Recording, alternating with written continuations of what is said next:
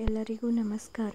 ಇವತ್ತಿನ ವಿಡಿಯೋದಲ್ಲಿ ಮಧುಮೇಹಿಗಳು ಬೆಳಗ್ಗೆ ಖಾಲಿ ಹೊಟ್ಟೆಯಲ್ಲಿ ಈ ಎಲೆಗಳನ್ನು ತಿನ್ನೋದ್ರಿಂದ ತುಂಬ ಪ್ರಯೋಜನಗಳಿದೆ.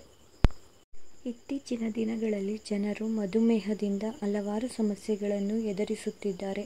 ಮಧುಮೇಹದಿಂದ ರಕ್ತದಲ್ಲಿನ ಸಕ್ಕರೆಯ ಮಟ್ಟವು ಗಮನಾರ್ಹವಾಗಿ ಹೆಚ್ಚಾಗಲು ಪ್ರಾರಂಭಿಸುತ್ತದೆ. ಮಧುಮೇಹವನ್ನು ನಿಯಂತ್ರಿಸಲು ಔಷಧಗಳನ್ನು ಮಾತ್ರವಲ್ಲದೆ ನೈಸರ್ಗಿಕ ಪರಿಹಾರಗಳನ್ನು ಸಹ ಬಳಸಬೇಕು. ಮಧುಮೇಹವನ್ನು ನಿಯಂತ್ರಿಸಬಹುದಾದ ಕೆಲವು ಔಷಧೀಯ ಗುಣಗಳಿರುವ ಎಲೆಗಳ ಬಗ್ಗೆ ನಾವಿಲ್ಲಿ ತಿಳಿದುಕೊಳ್ಳೋಣ. ಮೊದಲನೆಯದಾಗಿ ನೇರಳೆಯ ಎಲೆಗಳು. ನೇರಳೆಯ ಹಣ್ಣಿನ ಎಲೆಗಳು ಜಾಂಬುಲಿನ್ ಮತ್ತು ಜಾಂಬೂಸಿನ್ ಎಂಬ ಅಂಶಗಳನ್ನು ಒಳಗೊಂಡಿರುತ್ತವೆ. ಇದು ಸಕ್ಕರೆ ಮಟ್ಟವನ್ನು ನಿಯಂತ್ರಿಸುತ್ತದೆ. ಪ್ರತಿದಿನ ಬೆಳಗ್ಗೆ ಖಾಲಿ ಹೊಟ್ಟೆಯಲ್ಲಿ ಇದನ್ನು ಅಗಿಯಿರಿ. ಇದು ಸಕ್ಕರೆಯನ್ನು ನಿಯಂತ್ರಿಸಲು ಸಹಾಯ ಮಾಡುತ್ತದೆ.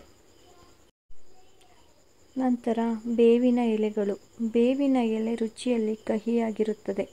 ಕಹಿಯು ದೇಹದಿಂದ ವಿಷವನ್ನು ತೆಗೆದುಹಾಕಲು ಸಹಾಯ ಮಾಡುತ್ತದೆ ಮತ್ತು ನೈಸರ್ಗಿಕವಾಗಿ ರಕ್ತದಲ್ಲಿನ ಸಕ್ಕರೆಯನ್ನು ನಿಯಂತ್ರಿಸಲು ಇದು ಸಹಾಯ ಮಾಡುತ್ತದೆ. ಹಾಗಾಗಿ ಪ್ರತಿದಿನ ಬೆಳಗ್ಗೆ ಖಾಲಿ ಹೊಟ್ಟೆಯಲ್ಲಿ ಇದನ್ನು ಜಗಿಯುವುದನ್ನು ಅಭ್ಯಾಸ ಮಾಡಿಕೊಳ್ಳಿ. ಇದರ ಪ್ರಯೋಜನವನ್ನು ಪಡೆದುಕೊಳ್ಳಿ. ನಂತರ ಬಿಲ್ವಪತ್ರೆ. ಏರುತ್ತಿರುವ ಸಕ್ಕರೆ ಮಟ್ಟವನ್ನು ನಿಯಂತ್ರಿಸಲು ಬಿಲ್ವಪತ್ರೆಯನ್ನು ಸೇವಿಸಿ. ಇದು ಮೇದೋಜೀರಕ ಗ್ರಂಥಿಯನ್ನು ಸಕ್ರಿಯಗೊಳಿಸುತ್ತದೆ ಮತ್ತು ರಕ್ತದಲ್ಲಿನ ಸಕ್ಕರೆಯ ಮಟ್ಟವನ್ನು ಸಮತೋಲನಗೊಳಿಸುವಲ್ಲಿ ಪರಿಣಾಮಕಾರಿಯಾಗಿರುತ್ತದೆ. ಪ್ರತಿದಿನ ಇದನ್ನು ಜಗಿಯುವುದನ್ನು ಅಭ್ಯಾಸ ಮಾಡಿಕೊಳ್ಳಿ. ನಂತರ ತುಳಸಿಯ ಎಲೆಗಳು. ಆರೋಗ್ಯ ಪ್ರಯೋಜನದಲ್ಲಿ ಇದು ಮೊದಲನೆಯ ಸ್ಥಾನ ಪಡೆದಿದೆ.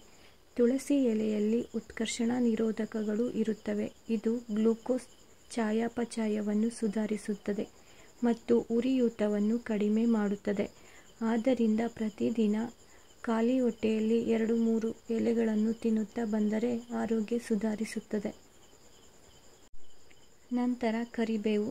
ಕರಿಬೇವಿನ ಎಲೆಯನ್ನು ಸೇವಿಸುವುದರಿಂದ ನೀವು ಸಕ್ಕರೆಯನ್ನು ಹೆಚ್ಚಿನ ಪ್ರಮಾಣದಲ್ಲಿ ನಿಯಂತ್ರಿಸಬಹುದು. ಇದು ಇನ್ಸುಲಿನ್ ಕ್ರಿಯೆಯನ್ನು ಸುಧಾರಿಸುತ್ತದೆ ಮತ್ತು ಕೊಲೆಸ್ಟ್ರಾಲ್ ಅನ್ನು ನಿಯಂತ್ರಿಸುತ್ತದೆ. ಪ್ರತಿದಿನ ಹಸಿಯಾಗಿರುವಂತಹ ಕರಿಬೇವನ್ನು ತಿನ್ನುತ್ತಾ ಬಂದರೆ ನೀವು ಇದರಿಂದ ತುಂಬ ಪ್ರಯೋಜನಗಳನ್ನು ಪಡೆಯಬಹುದು. ನೆನಪಿನಲ್ಲಿ ಇಡಬೇಕಾದ ಅಂಶಗಳು. ಈ ಎಲೆಗಳನ್ನು ಪ್ರತಿದಿನ ಸೇವಿಸುವುದರಿಂದ ನಿಮಗೆ ತುಂಬ ಪ್ರಯೋಜನಕಾರಿ. ಆದರೆ ನೀವು ಈಗಾಗಲೇ ಯಾವುದೇ ಔಷಧಿಯನ್ನು ತೆಗೆದುಕೊಳ್ಳುತ್ತಿದ್ದರೆ ಯಾವುದೇ ವೈದ್ಯಕೀಯ ಸಲಹೆ ಇಲ್ಲದೆ ಔಷಧವನ್ನು ನಿಲ್ಲಿಸಬೇಡಿ ಎಂಬುದನ್ನು ನೆನಪಿನಲ್ಲಿ ಇಟ್ಟುಕೊಳ್ಳಿ.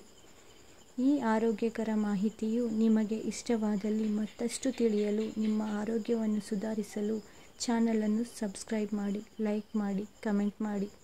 Thank you.